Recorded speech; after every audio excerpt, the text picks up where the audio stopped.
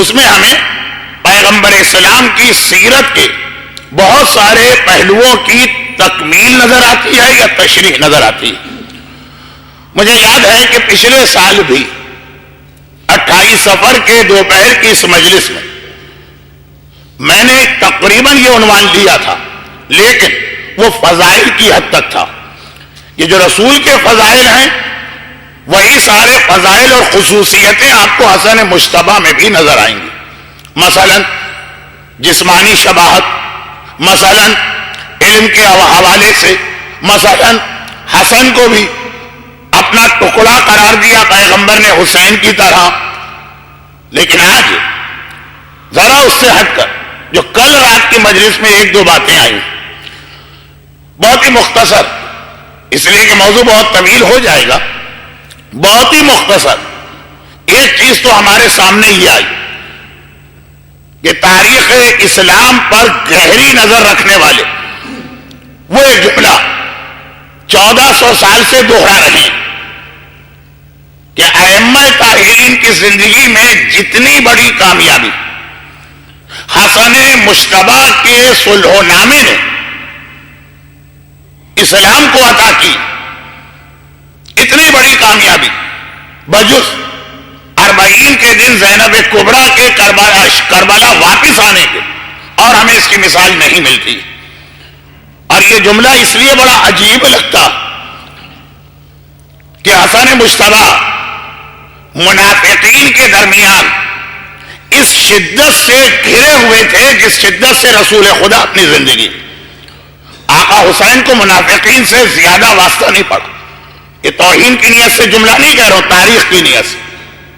آقا حسین شروع ہی سے اس انداز سے زندگی گزار رہے ہیں کہ منافقین حسین کے قریب آنے کی ہمت بھی اپنے آپ میں نہیں پا رہے ہیں۔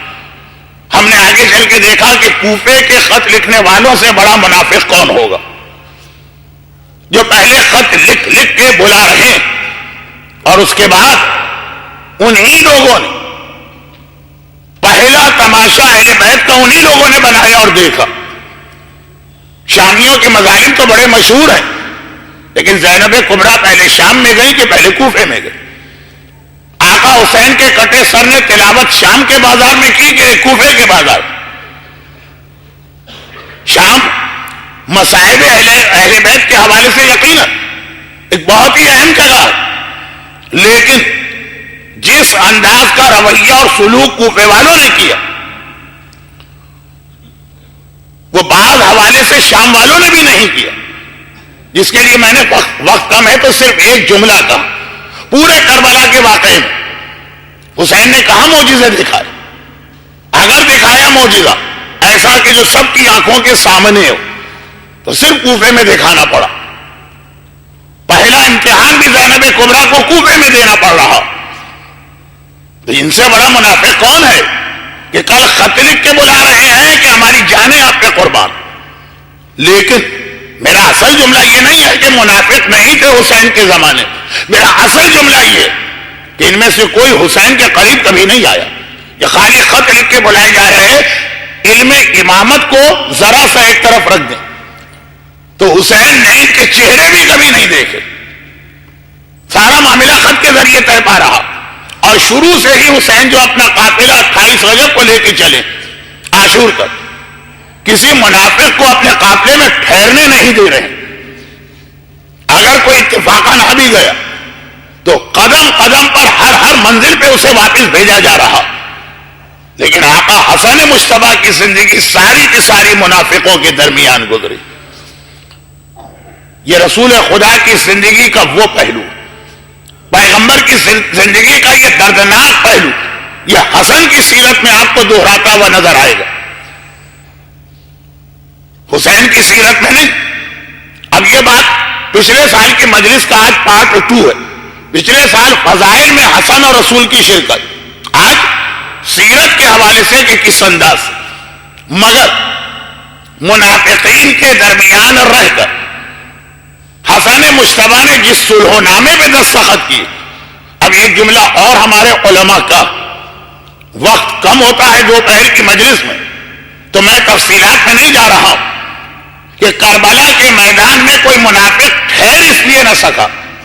یہ بھی ایک شعر ہے بہت مشہور، لیکن چونکہ شاعر نے اپنا خیال پیش نہیں کیا، علماء کی تحقیق کو شعر کی شکل میں ڈھالا. میں یہاں رک کے ایک بات کہہ دوں کہ جو ہمارے محتاط اور صحیح قسم کے شاعر ہوتے تھے وہ ہمیشہ علماء کی تحقیقات سے استفادہ کر کے اس کے حوالے سے شعر کہتے تھے.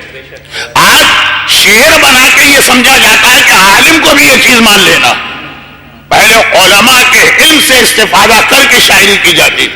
آج شاعری جو عقیدت ہے اسے عقیدہ بنا کے یہ کہا جاتا ہے کہ عالم کو بھی یہی پڑھنا. لیکن یہ تو بالکل موضوع سے ہٹ کے ایک بڑی ٹریجڈ ہماری قوم کی صورتحال ہوگی. تو پہلے زمانے کے شعرا اور آج بھی ایسے محتاج شعرا ہیں کہ پہلے وہ عالم سے کنفرم کراتے ہیں کہ جو چیز ہم نظم کرنے جا رہے ہیں کہیں کسی جگہ پہ یہ اسلام سے ٹکرا تو نہیں رہی. چنانچہ وہ شاعر کا شعر، لیکن بجائے اس کے کہ میں اس شعر کو پڑھوں جو اس کا پیغام ہے وہ ہمارے علماء کی تحقیق. کربلا میں کوئی منافق کیوں نہ مل سکا؟ منافقین ناپید تو نہیں تھے، ہوا میں تو نہیں اڑ گئے تھے، زمین میں تو نہیں چلے گئے تھے. سولو حسن نے منافقین کے پردے چاک کر دیے. اتنے واضح طور پہ فرق ہو گیا کہ اب پتہ چل گیا کون منافق ہے اور کون مومن مخلص. چنانچہ کربلا کی پہلی تیاری ایک طرح سے سمجھیے کہ حسن مجتبیٰ نے کرائی. ویسے تو کربلا ایک ایسا واقعہ کہ رسول خدا کے زمانے سے اس کی تیاریاں شروع ہو گئی. کربلا تو ایک ایسا واقعہ کہ آدم کے دنیا میں آنے سے کربلا کی تیاری شروع ہو گئی.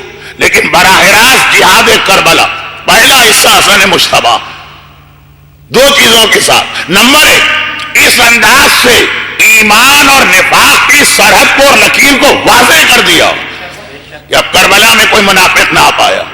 اور دوسرا یہ کہ خود جب حسن مجتبیٰ کے زمانے ہمیں تاریخ کی یہ تلخ حقیقت پتہ چلتی.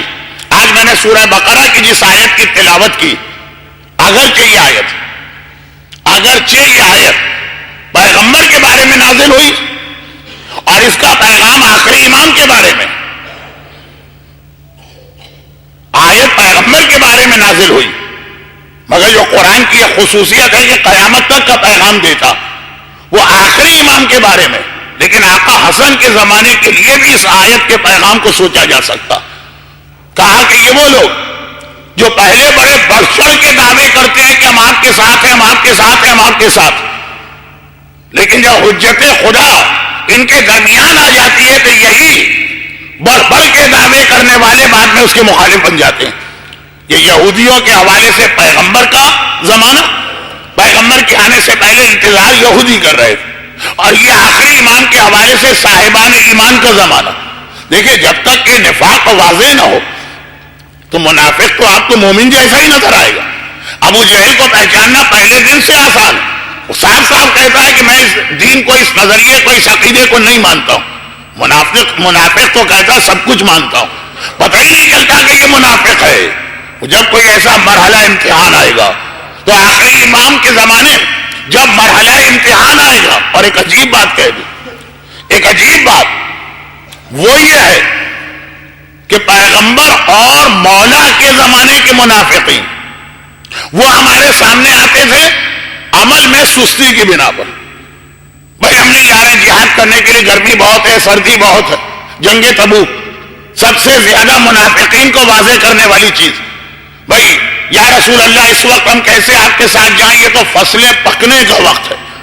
اگر اس وقت ہم نے اپنی زراعت کو چھوڑ دیا تو سب ضائع ہو جائے گی، یہ پورا سال ہمارا غربت میں گزرے گا. اس قسم کی چیز میدان جنگ سے بھاگنے کے حوالے سے منافقین کو انہی طریقوں سے تو ہم پہچانتے ہیں. مگر ایک عجیب بات یہ کہ زمانے کے امام کی فوج میں جو منافق شامل ہوں گے ان کا پہلا اعتراض امام پہ وہ ہوگا جو آج ہم کسی حد تک مراجع کے حوالے سے دیکھ رہے ہیں. پہلا اعتراض یہ ہوگا کہ ان کا عقیدہ کمزور ہے، ہمارا عقیدہ ان سے زیادہ طاقتور ہے. وہ تفصیلات میں ظہور امام کے عشرے میں پڑھتا ہوں، موقع ملا تو کبھی اور بیان ہوگا. لیکن آج یہی ایک جملہ، آقا حسن کے زمانے کے منافق یہ وہ لوگ تھے، مولا علی کے منافق پھر جملہ دوہرا. مولا علی جہاد پہ لے جا رہے ہیں، وہ جہاد سے بھاگ رہے ہیں۔ رسول خدا کے منافق کے زمانے کے منافق جہاد پر لے جا رہے ہیں، جہاد سے بھاگ رہے ہیں۔ حسن مصطفیٰ کے زمانے کے منافق حسن روک رہے ہیں، اور وہ حسن سے زیادہ مجاہد بننے کی فکر میں ہے اور حسن پہ اعتراض کر رہے ہیں۔ تو اب امام حسن کے زمانے کے منافق ذرا سے مختلف قسم کے تھے، مگر مخلص ساتھی کتنے ملے امام حسن؟ بعض علماء نے لکھا 5، بعض نے لکھا 7۔ اب ایک سوال یہ کہ حسن مجتبیٰ نے صلح نامے پہ دستخط کر دی اور 5 یا 7 کے علاوہ سب خلاف ہو گئے، اور یہی ایک جملہ کہ حسن مجتبیٰ سے یہ کہا گیا کہ آپ نے اپنے بزرگوں کے عزت کو آج خاک میں ملا دیا۔ آپ کا بابا کبھی کسی دشمن سے ڈرا؟ وہ فاتح خیبر، وہ حیدر کرار بڑھ بڑھ کے وار کرنے والا، اور آپ اتنا میدان جنگ کی سختیوں سے گھبرا گئے کہ حاکم شام جیسے آدمی سے آپ نے صلح نامے پہ دستخط کر دی۔ آقا حسن، جو اکثر یاد دہانی کے لیے جملہ عرض کرتا ہوں، 14 معصومین میں بھی شامل ہے، 12 امام میں بھی شامل ہے، پنجتن میں بھی شامل ہے، لیکن آپ دیکھیں گے تو ذکر کی حد تک بھی سب سے کم ذکر ان کا ہوتا، اور مخالفت کی حد تک بھی سب سے زیادہ مخالفت ان کی ہوتی، یہاں تک کہ بہت سارے ایسے مکاتب فکر ہیں جنہوں نے امامت کے عقیدے کو مانا، اور لیکن امامت کی فہرست سے حسن کا نام کاٹ دی۔ جنہیں ہم شش امامی کہتے ہیں، وہ اصل میں 5 امامی، اس لیے کہ حسن کا نام ان کی فہرست سے کٹا، یہ تو امام ہے ہی نہیں۔ اور بھی کچھ ایسے امامت کے ماننے والے فرقے ہیں، نہ وقت ہے نہ حالات تک اجازت دے رہے، تو حسن مجتبیٰ اس اعتبار سے بڑے مظلوم ہیں۔ علی کی امامت کا انکار انہوں نے کیا جو امامت کے عقیدے کو ہی نہیں مانتے، حسن کی امامت کا انکار تو انہوں نے کیا جنہوں نے امامت کے عقیدے کو مانا، حسن سے پہلے والے کو بھی امام مانا، حسن کے بعد والے کو بھی امام مانا، صرف حسن کا نام نکال دی، اور یہی کہہ کر کہ انہوں نے اپنے بزرگوں کے طریقے کے خلاف صرف دولت کی لالچ میں یا گھبرا کر۔ اچھا، اتنا خطرناک زمانہ تھا، اتنا خطرناک۔ ایک جملہ میں اور کہہ دوں، شاید وقت کی کمی کی وجہ سے آخر میں حسن مجتبیٰ کی سیرت کو ملا نہ پاؤں گا جو میرے ذہن میں ابھی فی الحال موضوع، تو ابھی سے ایک جملہ کہہ دوں کہ روایات کو پڑھنے کے بعد، اب یہ میری اپنی ایک ذاتی تحقیق ہے جس سے اختلاف کا صاحبان علم کو پورا حق ہے، میں طالب علم و عالم، وہ یہ ہے کہ آخری زمانہ جو امام زمانہ کے شیعوں کے لیے پوری سیرت ائمہ ایسا اس سے ملتا جلتا زمانہ صرف حسن مجتبیٰ کے دور میں آیا تھا۔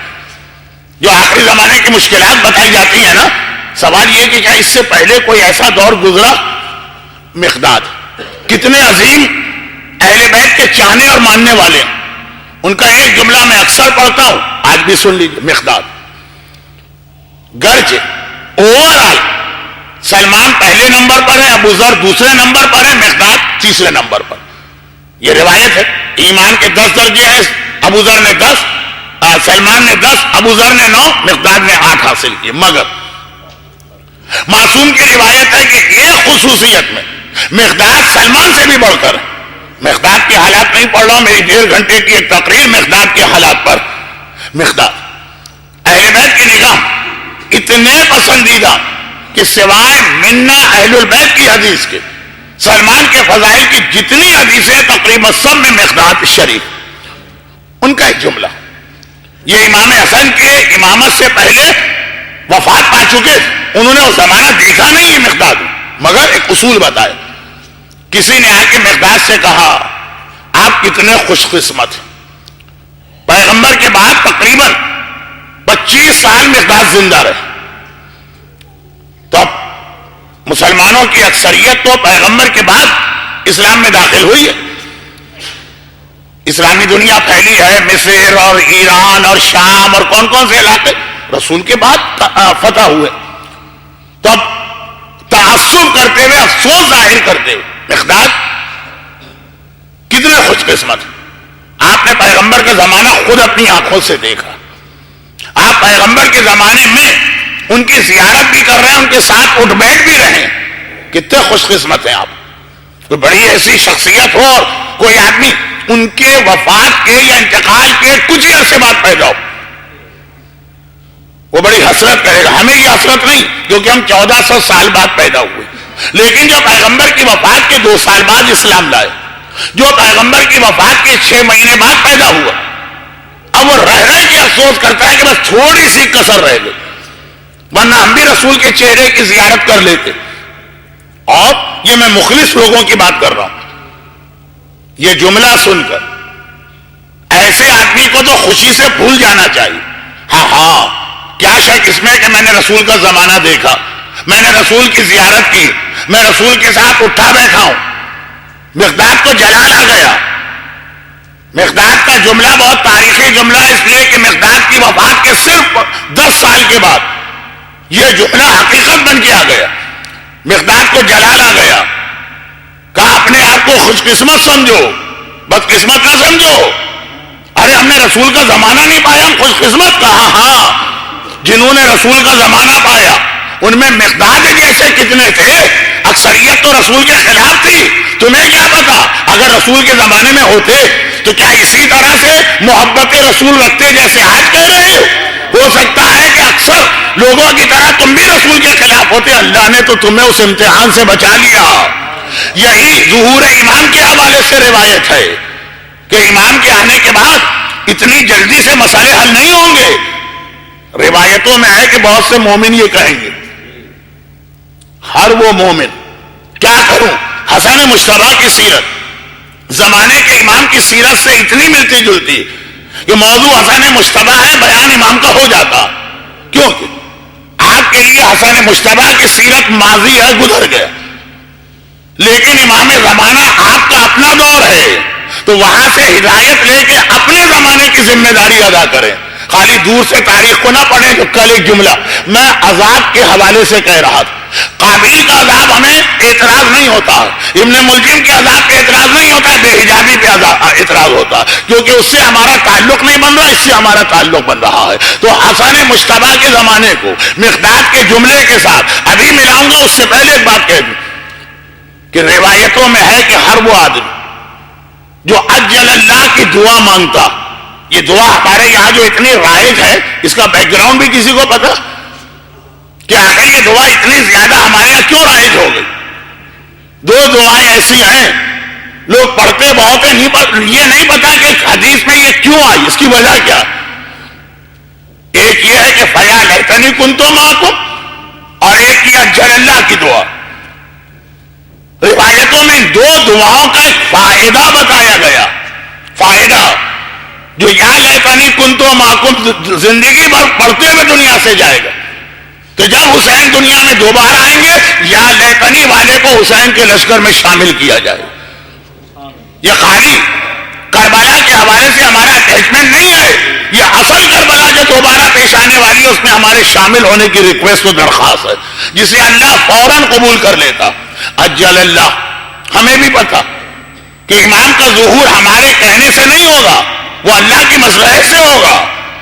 ہم جو دعا کرتے ہیں اس کا ایک مقصد یہ بھی ہے، کیا ہے کہ جب امام آئیں گے، ہم مر چکے جیسے ہمارے والد، ہمارے دادا، یہ سب یہ دعا پڑھتے ہوئے دنیا سے گئے.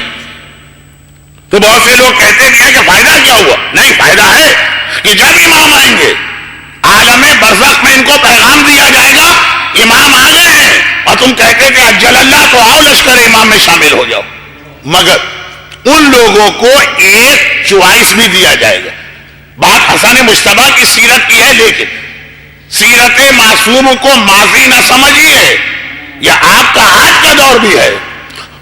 چوائس دیا جائے گا کہ تم دنیا سے جا چکے ہو، زمانے کا امام آ گیا، تمہاری دعا کی وجہ سے اللہ تمہیں یہ اجازت دینے کو تیار ہے کہ آؤ زندہ ہو کے امام کے لشکر میں دوبارہ شامل ہو جاؤ، اور چاہو تو اسی حالت میں رہو.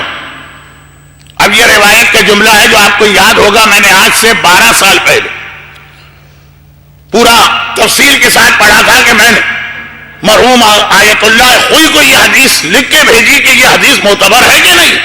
کیونکہ یہاں تک کی حدیث تو سمجھ میں آ رہی، اس کا اگلا جملہ سمجھ میں نہیں آ رہا. یہاں تک کی حدیث کیا ہے کہ بھائی مرنے والوں سے کہا جائے گا جل اللہ، پوری ہو گئی دعا. تم کہتے تھے نا آؤ اللہ تمہیں ظہور امام کے بعد لشکر میں شامل کر رہا، مگر ایک اختیار کے ساتھ، چاہے تو جاؤ اور چاہے تو یہیں رہو. آدھے سے زیادہ مرنے والے کہیں گے ہم یہیں رہیں گے. کیوں؟ کیا یہ امام کے ساتھ نہیں شامل ہونا چاہتے؟ اگر آپ کہیں گے نہیں بھائی مسئلہ یہ ہے کہ امام تو اکیلے ہیں اور یہ مرنے کے بعد 12 معصومین کے ساتھ ہیں، خواتین ہیں تو 13 معصوم، کھڑے سید ہیں تو 13 معصوم، تو وہاں مرنے کے بعد تو معصومین 13 ہیں، دنیا میں آئیں گے تو ایک ہے. یہ بھی غلط فہمی، کیونکہ جب امام آئیں گے تو تھوڑے دنوں کے بعد صحیح، لیکن 13 معصوم بھی اسی دنیا میں آ جائیں گے. ہم تو وہاں اکیلے ہی رہ جائیں گے وادی السلام میں. پھر بھی یہ لوگ کہیں گے کہ ہمیں یہی ٹھیک لگ رہا. کیوں کہیں گے؟ یہ حدیث کا یہ جملہ سمجھ میں نہیں آیا. بھائی مرنے والا کوئی اتنا ہی نیک اور مخلص ہے کہ اللہ نے فرشتوں کو اس کے پاس بھیج کے پیغام دیا کہ تم کہو تو تمہیں زندہ کر کے امام کے لشکر میں شامل کرے تمہاری اجل اللہ کی دعا کی وجہ سے، اور چاہو تو یہیں پہ رہو. اور پھر اتنا مخلص جس سے اللہ اتنا خوش ہے کہ ایک ایسی دعا اس کی پوری کر رہا ہے جو ناممکن ہے، مرنے والے کو دوبارہ زندہ کرنا. اور پھر وہ اتنا مخلص اور اچھا مومن کہہ دے گا کہ نہیں، جہاں پہ ہوں وہی میرے لیے بہتر. یہ والا ٹکڑا سمجھ میں نہیں آیا.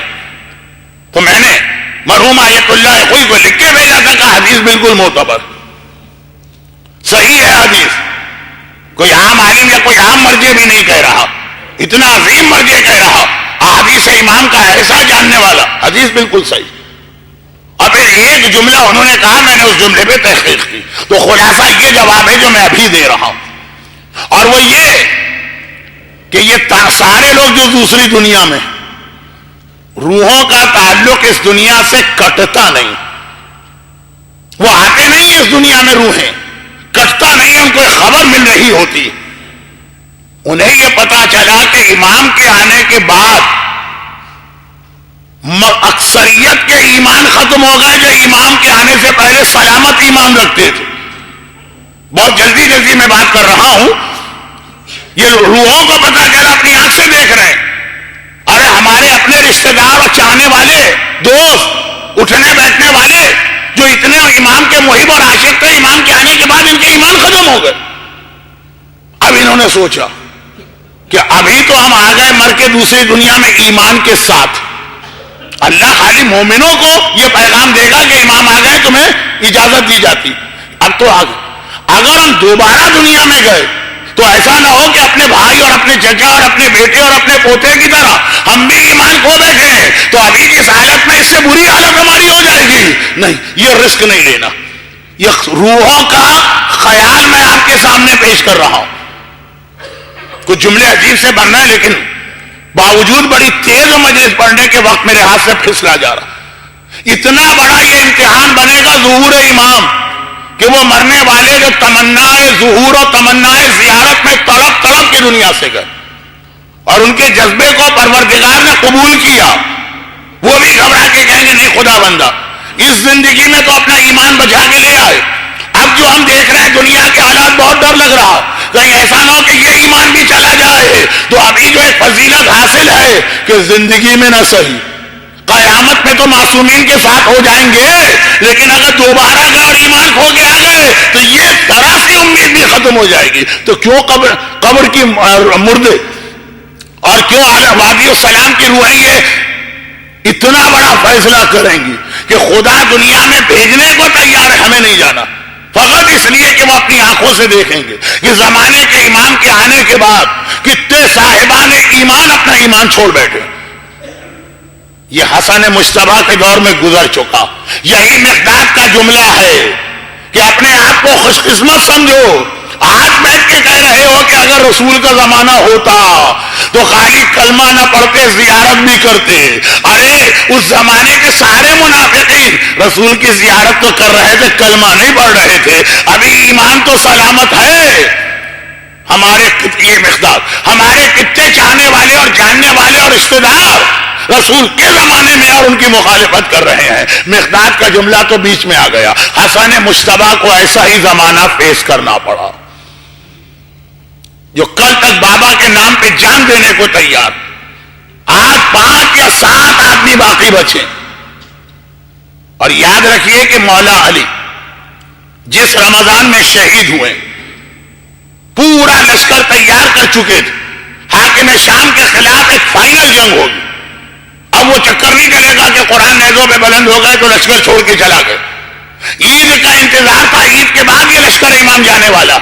بلکہ حسن کو جو وصیتیں کی ان میں آخری وصیت دی ہے کہ ساری تیاریاں ہیں، لشکر تیار ہے، عید کے بعد تمہیں اسی لشکر کو لے کے نکلنا اور حاکم سے مقابلہ کرنا.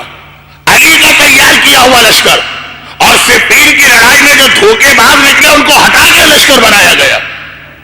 اس کے بعد یہ حالت ہے کہ حسن مجتبیٰ جب میدان میں جاتے ہیں اور کسی وجہ سے، اب یہ ایسا نہیں ہے کسی وجہ کا مطلب کوئی بہت معمولی چیز، پورا عشرہ علماء نے پڑھا ہے، پوری کتابیں لکھی ہے، کسی وجہ سے حسن مجتبیٰ صلح نامے پہ دستخط کرتے ہیں. حسن کے پرچم تلے لڑنے والے جن کو مولا علی نے منتخب کیا ہے وہ سب حسن کے ساتھ چھوڑ کے نہیں گئے. ایسا ساتھ تو منافقین نے رسول خدا کبھی کبھی نہیں چھوڑا جیسا حسن کو منافق ملے. حسن نماز پڑھ رہے مصلی پر، اس حالت نماز میں حسن کے پیر پہ تیر مارا جا رہا. یہ کوئی حاکم شام کا سپاہی نہیں آیا، یہ حسن کا سپاہی. بلکہ وہ جملہ کہا جو کربلا میں یزیدیوں نے کہا. آج حسن کے ساتھ ہی دے رہے ہیں، پیر پہ تیر مارا پھر بھی حسن کی نماز نہیں ٹوٹی. کیسے ٹوٹے؟ یہ اسی باپ کا بیٹا تو ہے کہ حالت نماز میں تیر کھینچو تو اسے پتہ نہیں چلے گا، اور حسن کے حالت نماز میں تیر لگا اور پتہ نہ چلا. یہ تیر مارا اس لیے گیا کہ حسن کی نماز توڑوانا. تو اگلا وہ جملہ حسن کے ساتھیوں نے کہا جو کربلا میں یزید کی فوج نے کہا، بلکہ انہوں نے خالی جملہ کہا. کیا جملہ؟ ان حسن کے ساتھیوں نے کیا کہا؟ آقا حسن کی نماز جب نہیں ٹوٹی تو آقا حسن جس مصلی پہ کھڑے تھے یہ کہہ کر حسن کے پیر کے نیچے سے مصلی پھینکا گیا کہ تمہاری نماز قبول کر رہے جو ایسی نمازیں دکھا رہے. یہ یزید کی فوج نے حبیب ابن مظاہر سے کہا تھا، حسین سے کہہ دو کہ نماز کیوں پڑھ رہے، فائدہ کیا، نماز قبول کہا. حبیب نے تو بے اختیار کہا ہے دشمنان خدا تمہاری نماز قبول اور رسول زادے کی نماز قبول نہیں. لیکن یزیدی یہ جملہ کہے پھر بھی صبر آ جائے گا. اپنا والا یہ جملہ کہے کل جو پیروں کا بوسا لیتا آج پیروں پہ تیر مار رہا ہے، دیکھتا ہے نماز نہیں توڑی تو اس طرح مسلح کھینچتا ہے کہ حسن گرے اور نماز ٹوٹ گیا. اور یہ کہہ کر کہ آپ کی نماز قبول کہاں، اور یہ نماز توڑنا کس لیے؟ صرف ایک جملہ حسن کو سنانا.